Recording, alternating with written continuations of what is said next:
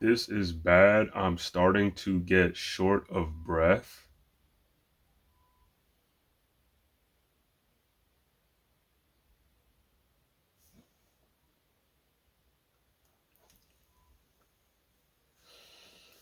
This man, man, this boy Damon is fraudulent, bro. He's a fraud. Fraudulent, bro. They was talking big game about him being. Ikimoto made me feel like he was gonna be. I don't know. I just thought he was gonna be like.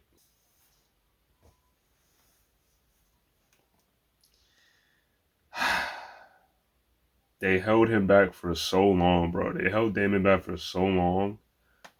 I thought he was gonna be like this nuclear weapon that Team Boruto had, and he's out of breath, bro. Aren't you he's an android, right? Is he am I crazy? Isn't he like an android or something? How are you short of breath, bro? What? Bro said I'm short of breath. Oh my gosh, bro.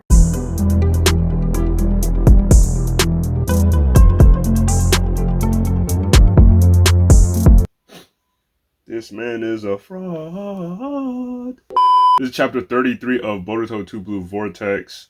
And I mean, we get a happy ending here, man.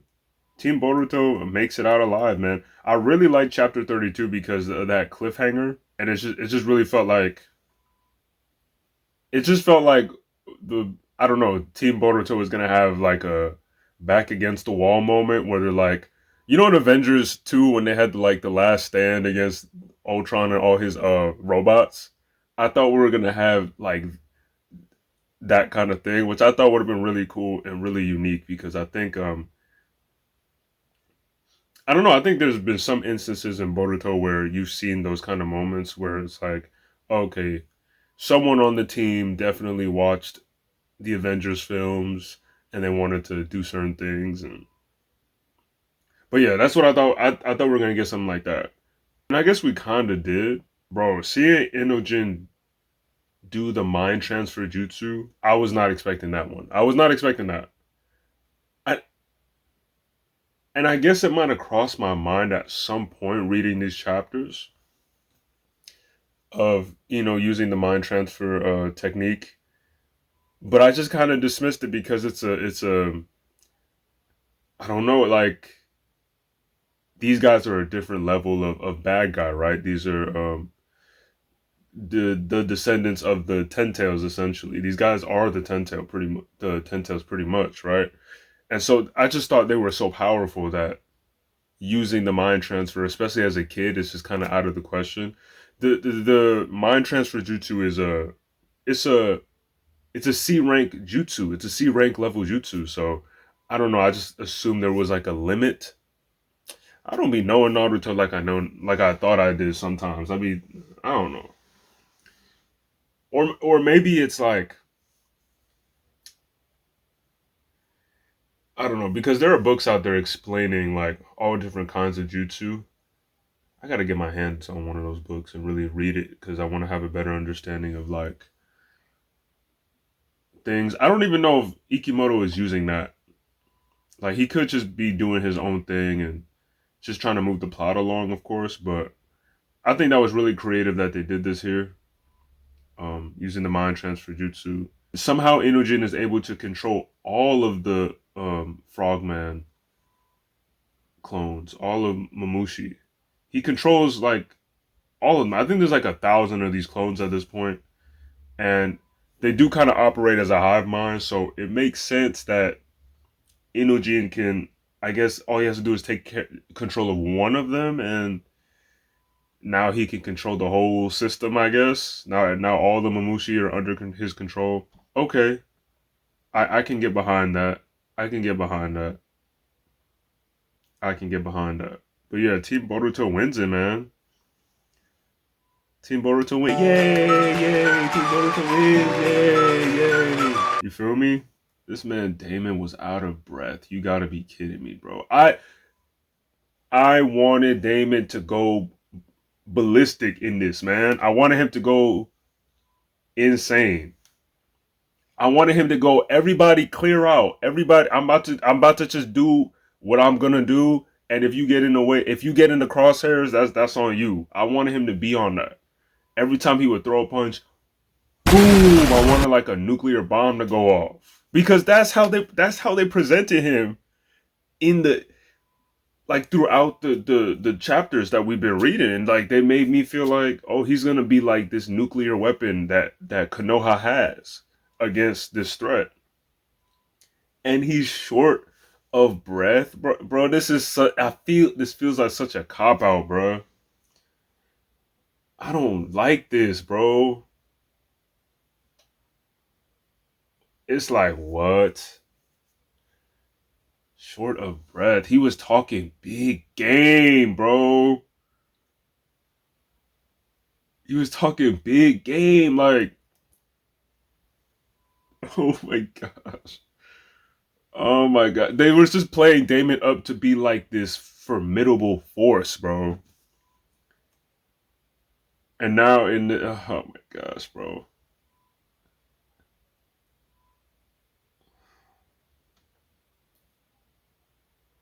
That irritates me, bro. That irritates me. I was like, okay, let's see what, okay. So he's the top guy in Konoha right now. So I guess he surpasses Boruto somehow. Okay, let's see. Okay, let's see what happens. And then what? You know? And I'm supposed to just let it slide now, right? Team Boruto won the day. Now Boruto's one of no, sorry, now Damon's one of the boys now, right? Now we just move on. Okay. All right. It's cool. It's cool, bro. It's cool, bro. It's cool. Bro. And I seen some of the YouTubers who usually talk about Boruto. I feel like they didn't address it the way I wanted them to address it either. Like it just feels like we're all just moving on. We're all just gonna let this slide. Damon is just like a bro, bro. Okay, whatever. Frogman is defeated. Moving on, moving on. Oh, and Code shows up at the end now. Now I'm interested to see Code now because I don't know. Well, okay, well, let me not talk about Code right now because you barely get to. I don't know. I just think it's gonna be interesting to have him a part of this now. Finally, I feel like I haven't seen Code in a minute, but Boruto has not used. He am I tripping? Wait, let me. Yeah, Boruto has not used his karma mark. Um, that's a little bit odd. That's a little bit odd.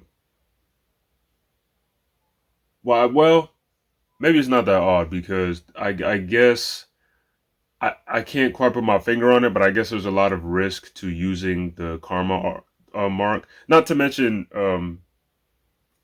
Kawaki is right here too, so I think there's like a really negative reaction to when you use the karma mark and both karma users are like right next to each other. I think they showed that in the chapter before. Like that could go really bad. So I don't know. Maybe Boruto still can't control. Well, no, he made that deal with the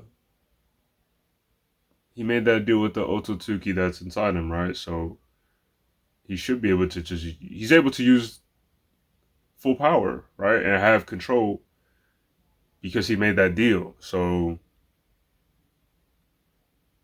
yeah, I don't know why he didn't use it. That was odd. Maybe yeah, maybe there's still some kind of negative reaction to him using it while he's near Kawaki. I don't know, but yeah, Boruto does not use the karma mark in this chapter, um, which is really impressive and just kind of shows how OP he is at this point to where he can hold off on someone as powerful as Mamushi and not use his karma. Well, let me not give him credit because the whole team was there too, so let me not do that. Let me not do that. And oh, Himawari has healing abilities. That's interesting. I the Nine Tails does have like a healing factor thing going on, right? Where we know this like in Naruto that In a lot of circumstances, Kuruma was able to heal Naruto's wounds when he would go, Nine Tails cloak. He was able to heal up pretty fast. So I believe that checks off to me. I think it's really interesting how they use the Nine Tails with Himawari now. Like she might end up being this kind of healer support base for the team, which I think is really interesting, and it shows off another attribute of the Nine Tails ability to heal really fast, or his chakra mass. How he's able to heal people so fast with the amount of chakra that he has. It's interesting, man. It's not a side that I've seen from the Nine Tails. While he was inside of. Damn, that was a voice crack. That's crazy, but yeah, I feel like we're getting to see a different side of Kodama, which is really cool. Sarada is still out of commission. I like this cover though. I love this cover of Sarada, by the way. It's just she was kind of like, she was kind of unconscious the whole time. But this is still a cool one right here. I like this cover, bro. I'm not sure what's supposed to happen in this next chapter with Code, because Code is back from what these last panels show, and last time I checked, he's not really much of a threat anymore because Boruto and Kawaki are so OP now, and now they got Damon in the mix. Damon might. I don't know, bro. Damon's still fraudulent. I don't know, bro. Code might sneak him, and he might actually do something, bro. But hey guys, my name's Christopher, and I'm here to talk to you today about a children's book me and my good friend Evan are working on. It's called A Box of Wonders. We're excited to be working on our first book together and eventually give you a story you can share with the little ones. A Box of Wonders is a story about a father occupied with work so much so that he doesn't have time to tell his son a bedtime story. The father's solution? Giving his son an advanced AI box that can tell the boy all kinds of incredible stories. So incredible that the boy is hooked on this box and prefers the box over his father's storytelling. The boy at this point is glued to the mesmerizing stories the box can tell him and doesn't interact with his parents like he used to. But the boy will soon realize that even after all the amazing stories this AI box can tell, it's nothing compared to the loving bond and time shared with family. I'm telling you, man. The book's still a work in progress, but if you guys want to support our book right now, you can start with supporting my Patreon. Just get on your device and type patreon.com/ChrisOAjayi. That's patreon.com/ChrisOAjayi, AJAYI. And you can become a member today. We'll be posting the early artwork of the panels for your eyes only on Patreon. So this is behind the scenes content. You'll get to take a look at the whole story from beginning to end before the official book releases. Well, that's all I got for you today. Thank you so much for listening. We're so excited, me and Evan, to be working on this children's book and, present it to you guys in the future. Yeah, and so I just wish you have a blessed day, and until next time, peace, y'all. man, this thing with Damon pissed me off, bro. I can't lie, this thing with Damon pissed me off, bro. Damon did not deliver, bro. Yeah, he was taking out all these mamushis by himself, but nah, they played him out to be like this god level, like, nuclear weapon, man. Like, he was supposed to be, I don't know. I was expecting explosions, man. He's basically just hitting them to death. Like, he's not doing anything special. Anyways, it's over with, bro. It's over with. Whatever. It's cool. It's not cool, bro. It's not cool. It's not cool, bro. But yeah, let's see what happens with Code in the next chapter. Team Boruto wins the day. Mamushi is defeated. They get the thorn bulb. They secure that. And I want Kawaki and Boruto to fight so bad, bro. I feel like they're going to fight over the bulb. I want them to fight so bad. But let's see what happens in chapter 34, man. Overall, I would say I am satisfied with this chapter. I am. I really am. Apart from Damon being a fraud, you know what I'm saying? Other than that, good chapter. Good chapter. You know what's funny? Sometimes I'll be forgetting that this is still like Shonen Jump. Sometimes I forget. And I forget that a lot of these chapters are kind of pointed towards a younger audience. And I feel like Kagurabachi has like has just changed my taste buds a little bit, like it's maybe I'm being biased because I'm slowly starting to like have a bigger love for Kagurabachi, but it almost feels more sophisticated. You know what I'm saying? A more sophisticated kind of shonen. And then I go back and read Boruto, and it's like he was I just remembered he was another thing that I was like squinting my eyes at. It's like Kawaki Kawaki says something, and I think it's so odd, bro. What did he say here, bro? He says this, bro. And maybe this is just me, man. He says like, this is on page. What is this? This is on page 2 of chapter 33, where Kawaki essentially is out of chakra, right? Himawari comes to check on him. Big bro. She pulls up on Kawaki. Kawaki says, "Relax. I simply ran out of gas. Save all your worry for Sarada instead."